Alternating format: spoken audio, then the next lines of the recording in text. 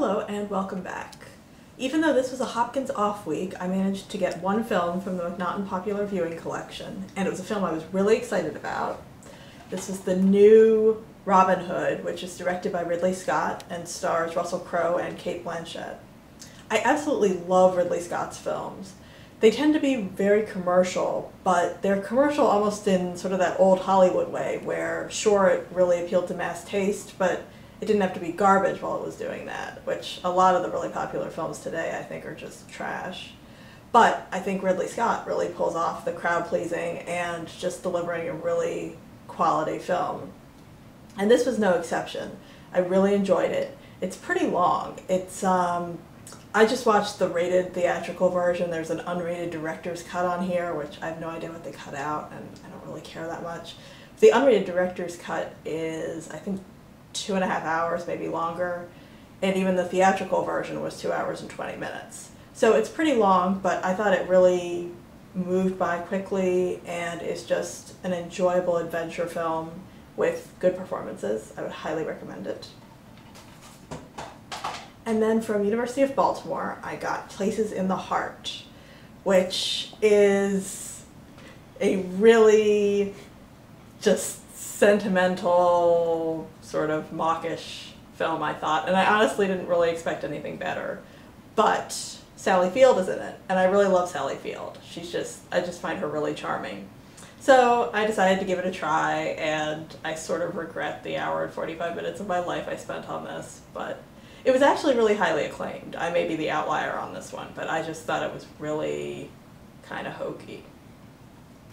And then from Stevenson University, I got the Royal Ballet's production of Swan Lake, which is just one of the, one of the great ballets, definitely worth seeing. I think I watched it on television years and years ago when I was a little kid, and it was fun to see another production. And then from the Sights and Sounds department of the Enoch Pratt Free Library, I had already watched all the foreign films I'd checked out from Hopkins, so I decided to go for a couple of really longer foreign films that I hadn't just had been putting off seeing. So first I got Yi Yi, a Taiwanese film which for some reason is translated into English as a 1 and a 2. But if you read the liner notes for the Criterion Collection edition, which include an interview with Edward Yang, the director, he says that it actually means 1-1 and connotes the spirit of the individual and individuality. So I don't know why they translate it as a 1 and a 2, but whatever. Do I care? Not really.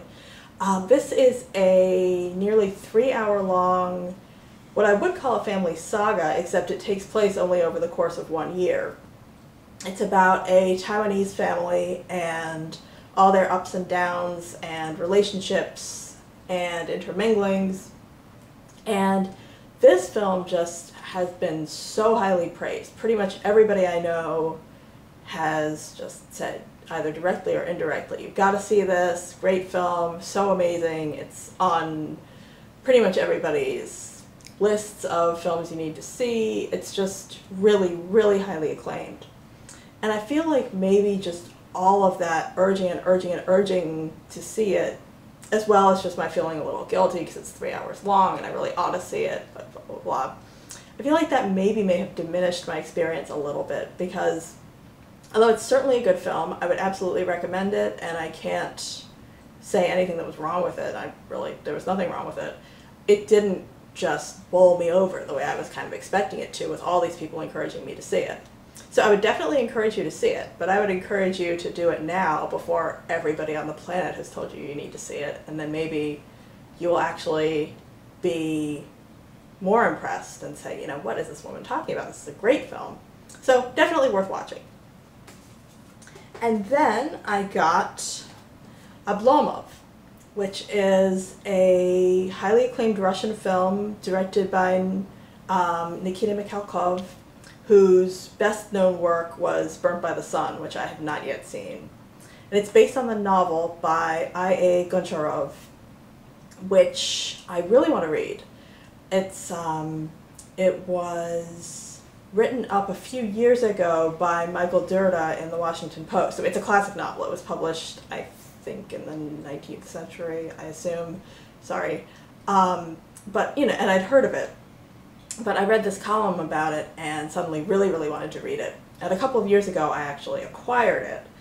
And I have yet to read it. Maybe at the end of the year when I take my little vacation from work, I'll make some time and get that read. But in the meantime, I'm about halfway through this film. It's 2.5 hours long, so that's why I waited till I had some time. And it's really good so far. It's a tragicomic story of a lazy aristocrat who would rather sleep all day than deal with the pressing problems of the modern world. And honestly, who hasn't had days like that? So it's gorgeously shot. I can't wait to see more films by Mikhalkov. And I, so far, will highly recommend it. And then, last but not least, because I can't be a good role model all the time, I got this film, The Starter Wife, which is a mini-series that was made, I believe, for the USA Channel in 6 episodes. And I have not had a chance to watch it yet. But it's the story of a Hollywood wife who's abandoned and her trying to put her life back together and you know, make something of herself on her own. And it looks kind of trashy, but Judy Davis is in it, who happens to be one of my favorite actresses, and she of course plays the best friend. You know, God forbid she should play the lead. She's sort of a, if you're a fan of Helena Bonham Carter, which I am also, she's sort of a Helena Bonham Carter type, and I really like her. And if you'd like to see Judy Davis in a lead performance, I would highly recommend checking out Michael Tolkin's The New Age. And if you like that, you should check out The Rapture, which was also directed by Michael Tolkin and is one of my all-time favorite films. And I'm sorry, I'm turning this into a digression on Michael Tolkin now, but he is just an absolute genius. He's one of my favorite directors, though he's only directed those 2 films. And he's also a novelist, and I highly recommend his novels Among the Dead and Under Radar. Although he also wrote the novel The Player, which was the basis for for Robert Altman's film. And that was the film that got me into watching Robert Altman. So, yay Michael Tolkin. And I hope this, if trashy, turns out to be fun anyway. And if you've made it this far, thank you for watching, and I hope you'll join me for my next video.